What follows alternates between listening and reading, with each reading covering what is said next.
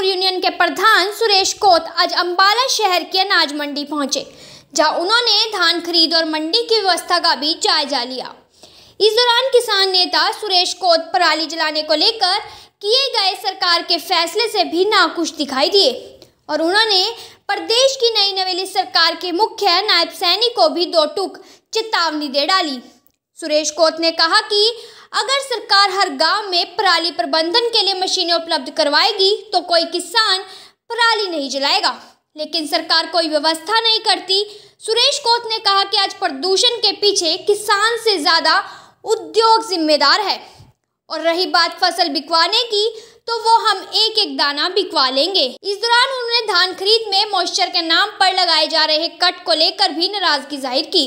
वहीं सुरेश कोत ने अंबाला के किसान नेता सुखविंदर सिंह जलबेड़ा को अपनी यूनियन का जिला प्रधान भी नियुक्त किया।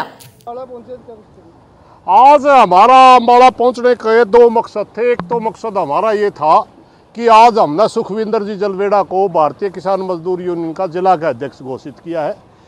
हम किसान यूनियन में लंबे समय से काम करते रहे हैं साथ में, मगर अलग अलग संगठनों का झंडा था। आज हमारा झंडा भी एक कर लिया हमने। दूसरा, अंबाला मंडी भरी पड़ी है, आप चारों तरफ देख लो।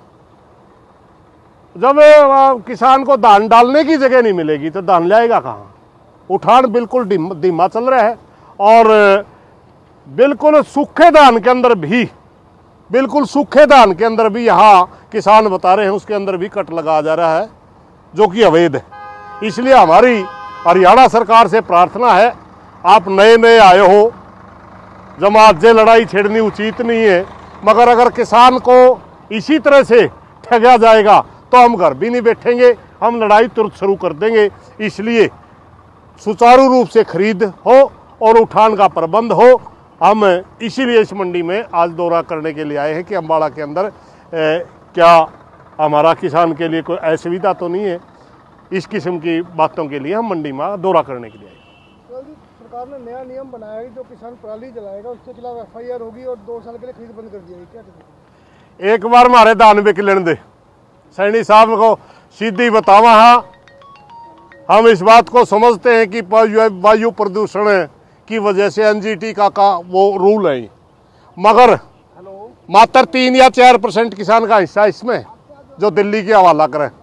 96% उद्योग से और ट्रांसपोर्ट से है वो प्रदूषण। किसान के ऊपर इतनी तानाशाही ना दिखाए। हमारी सरकार से प्रार्थना है कि नरमी से पेश आए। जहां पर किसान को संसाधन मुहैया नहीं करवा रखे वहीं पर पराली जल रही है। अगर आपने गांठ बनाने की वो मशीनें हर के गांव में भेज रखी होती तो किसान बिल्कुल नहीं पराली फूकता। ये कमजोरी सरकार की है। मोटा पैसा वर्ल्ड बैंक की तरफ से मिलता है मशीनों के लिए, मगर किसानों को नहीं दिया जाता। उसके बावजूद किसानों पर FIR कर रहे हैं। ये तानाशाही हम बिल्कुल बर्दाश्त नहीं करेंगे। ना ही 1 रुपया दंड का भरेंगे, 1 रुपया भी नहीं देंगे दंड का। रही बात है आप अनाज खरीदने की कि 2 साल तक उसका अनाज नहीं खरीदा जाएगा, एक एक दाना खरीदवा के दिखाएंगे आपसे। आप अब कुर्सी पे बैठते ही तानाशाही करेंगे। आप अपनी गलती स्वीकार करिए। जिस भी गांव के अंदर पराली जले पता करिए वहाँ मशीन थी या नहीं थी। सिर्फ मजबूरी वश ही किसान पराली फूकता, वैसे नहीं फूकता। शंभू बॉर्डर लंबे अरसे से बंद पड़ा है, वो बात उनसे पूछो जी।